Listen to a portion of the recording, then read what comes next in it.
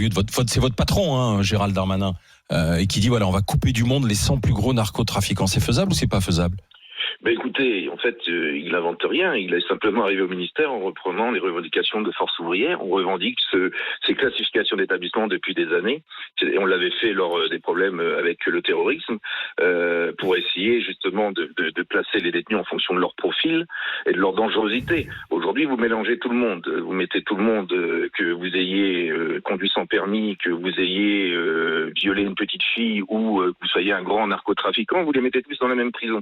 Et il arrive malheureusement ce qu'il arrive.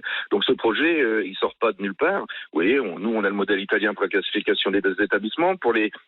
On s'inspire, on va écrire d'ailleurs prochainement pour les aménagements, pour la régularisation carcérale, on va s'inspirer du milieu espagnol. Donc c'est possible, et je pense que ça sera efficace.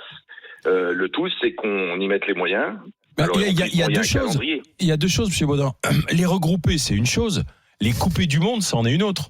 Parce que vous voyez, parce que c'est ça. L'expression qu'il emploie, le ministre, c'est les couper du monde, c'est-à-dire plus de liens extérieurs. Ils ne pourront plus continuer leur trafic. Ils ne pourront plus avoir des infos. De massage et le cours de couper. C'est ça. Couper du monde. Est-ce que c'est possible? Ah mais c'est totalement possible.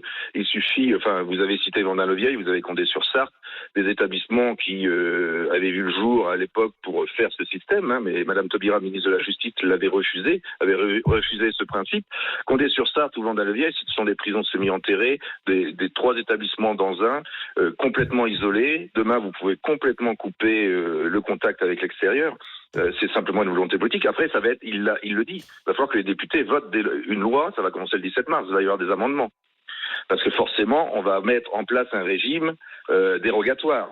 Oui. Et forcément qu'on va avoir du monde qui va réagir. Vous preniez... Qui va contester. Oui, et j'ai entendu Amra, pourquoi le lendemain on n'a pas mis les visios en place? Tout simplement parce que vous avez aujourd'hui des syndicats de magistrats corporatistes qui s'opposent à ces visios. Vous avez des avocats qui s'opposent à ces visios. Ça fait partie du protocole d'accord qu'on a signé suite à la mort de nos 2 collègues.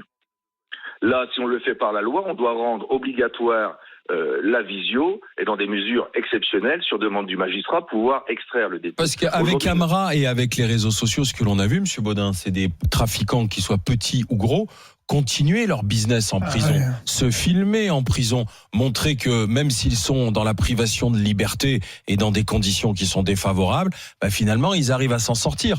Donc c'est ça qui choque. Et là, c'est pour ça que Gérald Darmanin prend les devants. On va les couper du monde. Ce qui serait choquant, c'est de voir que ces 100 plus gros trafiquants qu'on va mettre dans une prison, c'est que derrière ils puissent arriver à continuer leur business, à recevoir, vous voyez, des colis ou autres, quoi. Voilà, c'est ça. C'est là où il faut mettre les moyens. Je vous dis, c'est possible. Les brouilleurs, ça fonctionne, de drones ou de téléphone. Si on évite les extractions, c'est pour ça qu'en Italie, les extractions, mais c'est même les magistrats pour les tribunaux, pour le jugement, qui va se déplacer pour éviter le contact avec l'extérieur. Et je pense que l'effet que ça va avoir quand on va les couper du monde, c'est que ces détenus vont très vite être remplacés par d'autres à l'extérieur. Donc ils vont très vite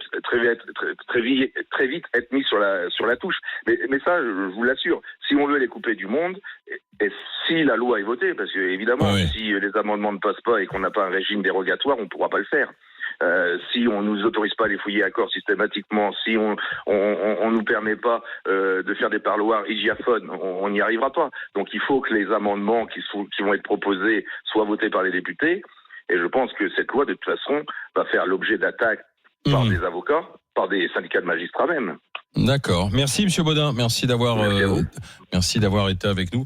On va voir les débats, effectivement. Ce sera la loi narcotrafic. Elle va arriver à l'Assemblée nationale le 17 mars.